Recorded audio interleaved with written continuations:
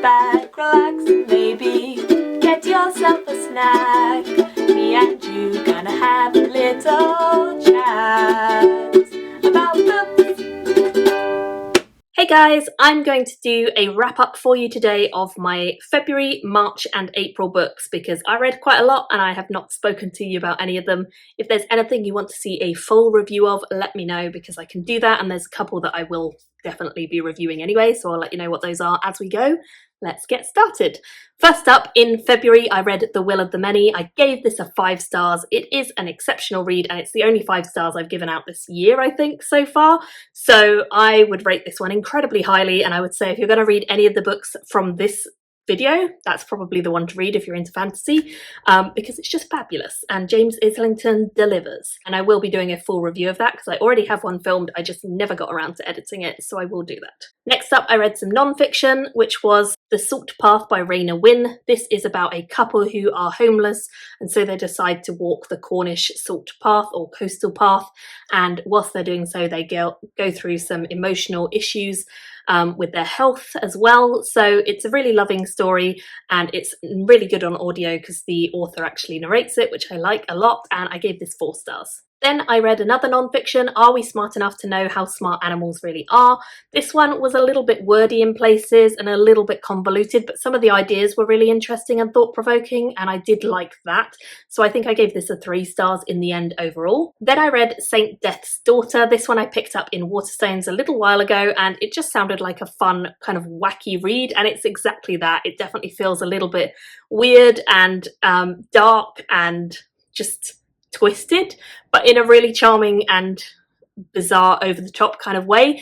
I liked it a lot. It was definitely weird and creepy and just kind of magical all at once, and I believe there's a sequel out as well, so I'll hopefully pick that up relatively soon.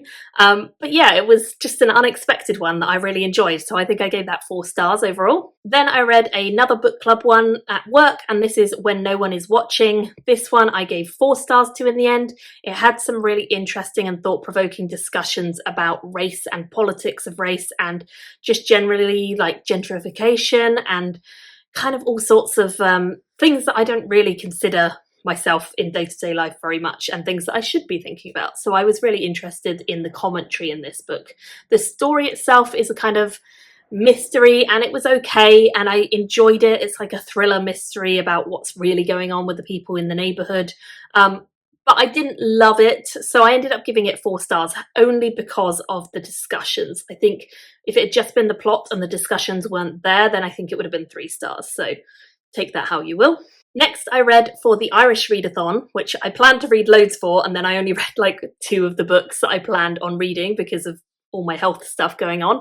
But for the Irish Readathon, I read To Speak for the Trees, and I loved this book. It was really, really interesting. It's a non-fiction about the author's life and her growing up in a Celtic livelihood, which is kind of dying out at this point.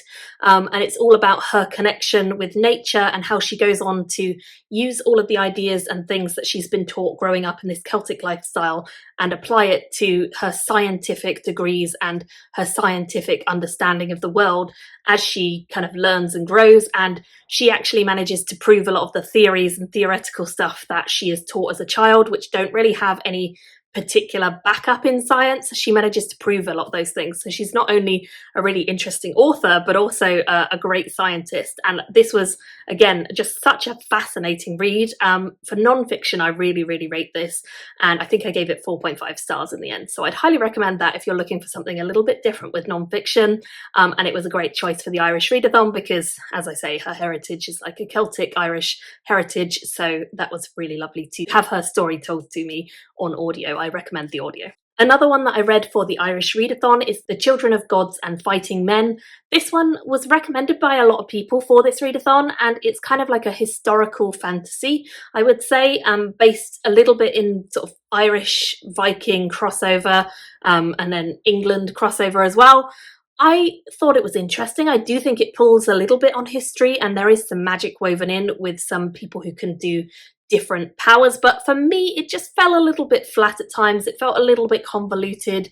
I didn't feel like the characters really shone through as much as they could have, so I gave it 3 stars. It was enjoyable, but it just didn't leave very much of an impression on me in the end.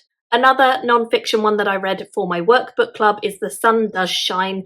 This one is about a man who was wrongfully convicted and shut up on death row for 30 years pretty much, and this is his story about how he was convicted and how the system was kind of stacked against him, and then what happens to him when he is on death row and how he is really trying to again fight a system that is very much against him to prove his innocence from within jail, which is incredibly difficult to do, and without much money to his name.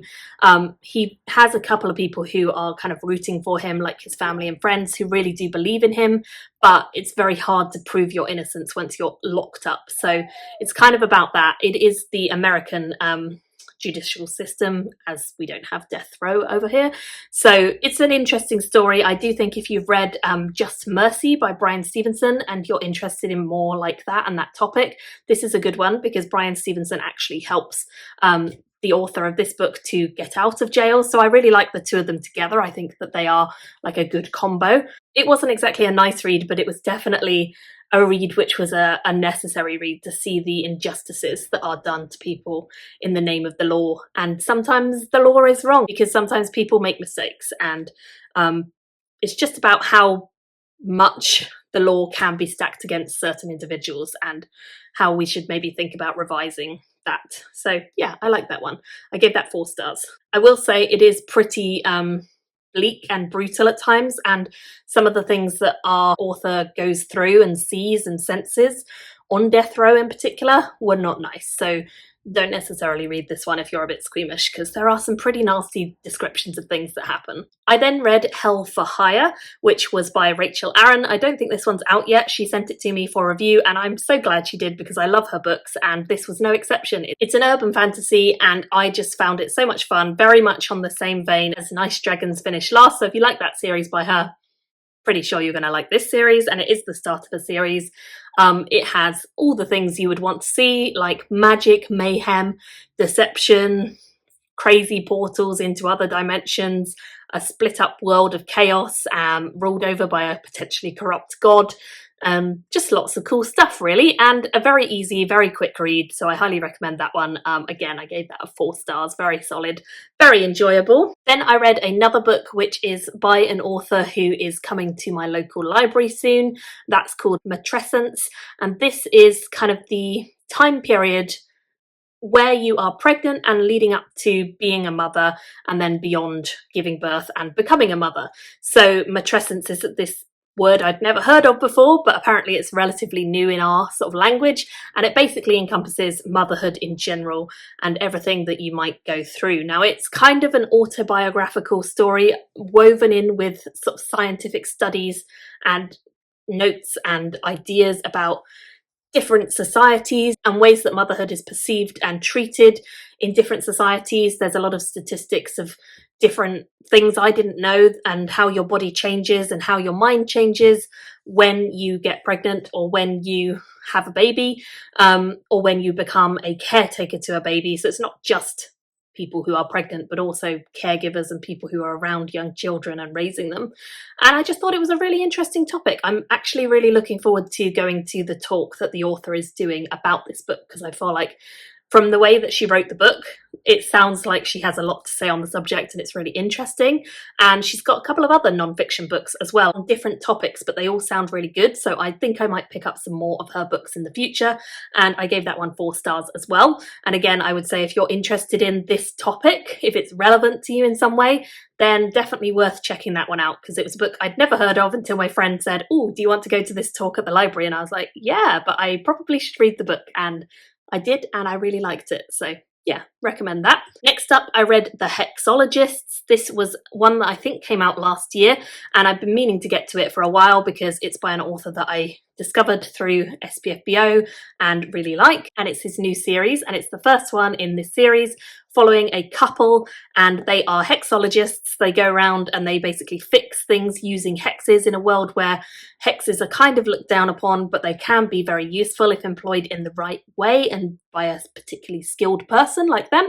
And it's just a fun, cozy one. It felt a bit like a mystery and a love story and a weird but wonderful kind of I don't know, almost fantasy of manners, but not quite. It's not as glitz and glam as that, but it definitely feels a bit verbose at times and a bit overly descriptive to set the scene, and I just enjoyed it. It was fun. It was an easy read again, so 4 stars for that one, and I'm definitely looking forward to continuing that series. I think the dynamic of a couple at the centre of it, and a well-loving couple and enjoyable couple who are not like fighting tooth and nail or enemies to lovers or anything like that. It's just a really solid couple who love each other and support each other through whatever they're going onto, and I really like seeing that. You don't see that very often in fantasy, so it was a really nice basis for the story, and I think the characters were great. So yeah, 4 stars. Next up, I read The Doors of Midnight. This is the second one in the series, and I really loved the first one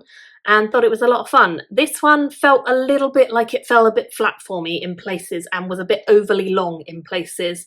Some of the scenes that our main character goes through just felt a bit stretched out, and I don't want to dive into it too much because I don't want to spoil anything, but it's an 800 plus page book, and I think it probably could have been maybe 600 pages, because what we go through and what really happens when you break it down to like all the different key points feels a little bit like it didn't quite merit 800 pages. With that being said, there were some really interesting moments. There's a lot of stories within stories within stories in this book, and our main character narrates the story from various different views of his life, so his present day versus his younger days, and different parts of the country that he's visited as different sort of personas almost. It's a really interesting main character at the heart of this. A lot of people have compared it to The Name of the Wind, and I can see why, because it is told in a kind of chronicler style, and it does have similarities. However, I think it's a distinct series, and I do enjoy it for itself. However, as I say, this particular volume 2 of the series was a little bit inflated for my liking, so I gave it 3 stars. I will continue the series because I'm interested in where it's going to go, but I think this one just felt a little bit too lengthy for me, whilst I didn't really have that problem with book 1. Next, I read another one for my work book club, and that is The Book of Unknown Americans. This one is a story all about different immigrants into the US from different places, usually in South America, and their stories. And it really focuses on a young girl called Mirabelle who is sort of essentially suffering PTSD and some medical issues post having an accident in her home country, and so her family move her to the US to try and give her a better start.